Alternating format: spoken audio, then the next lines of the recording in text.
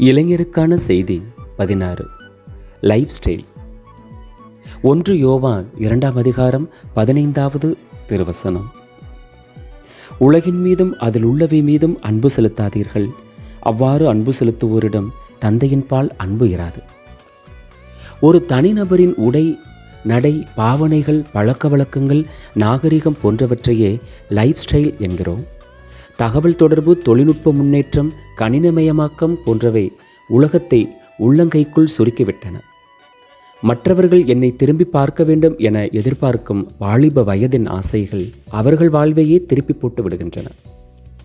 இளைஞர்கள் வாழ்வில் அதிக தாக்கத்தை ஏற்படுத்தும் ஒரு சில காரியங்களை காண்போமா? 1. தகவல் தொடர்பு. செல்போனும் இமெயில் ஐடியும் இல்லாவிட்டால் மரியாதையே கிடையாது என அநேக இளைஞர்கள் எண்ணுகிறார்கள். அவசியத்திற்காகவும் அவசரத்திற்காகவும் போனை பயன்படுத்துவோர் வெகு சிலரே.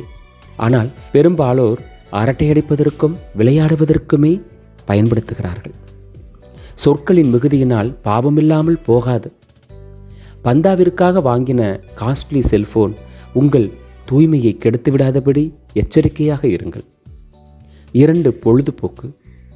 டிவி, இன்டர்நெட், நவீன இசை, இரவு விருந்துகள் இவையாவும் பொழுதுபோக்கு என்ற பெயரில் பொழுதை கெடுத்து விடுகின்றன.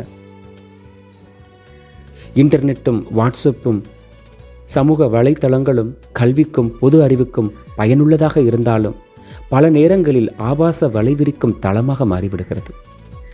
காசு புரளுகிற பட்டணத்து இளைஞர்களுக்கு பொழுதுபோக்காக விளங்குகிற இரவு விருந்துகள் அவர்களை மது பழக்கத்திற்குள் தள்ளுகிறதாகவும் அவர்கள் கற்புக்கு வேட்டு வைக்கிறதாகவும் மாறிவிடுகின்றன.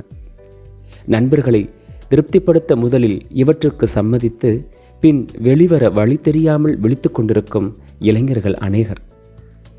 இளைஞனே, ஜாக்கிரதை. 3. நாகரிகம்.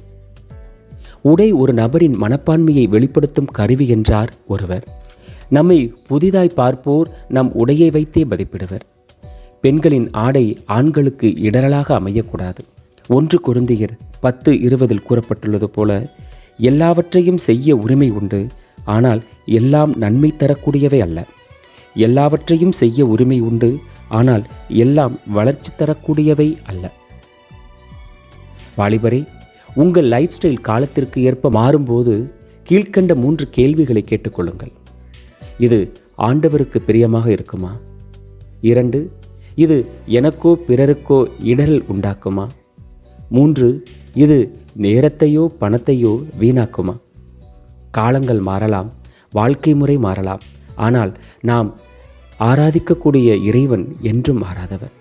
அன்று மக்களிடம் எவ்வளவு தூய்மையை விரும்பினாரோ அதே பரிசுத்தத்தையே இன்றும் நம்மிடமும் எதிர்பார்க்கிறார். எனவே நாகரிக மாற்றத்தால் கரைப்படாத பரிசுத்த வாழ்வு வாழ்ந்து இறைவனை மகிமைப்படுத்துவோம். ஜெபம். அன்பு தகப்பனே, என்னை தடம்புரள வைக்கும் காரியங்களிலிருந்து என்னை பாதுகாத்துக் கொள்ளும். ஆமேன்.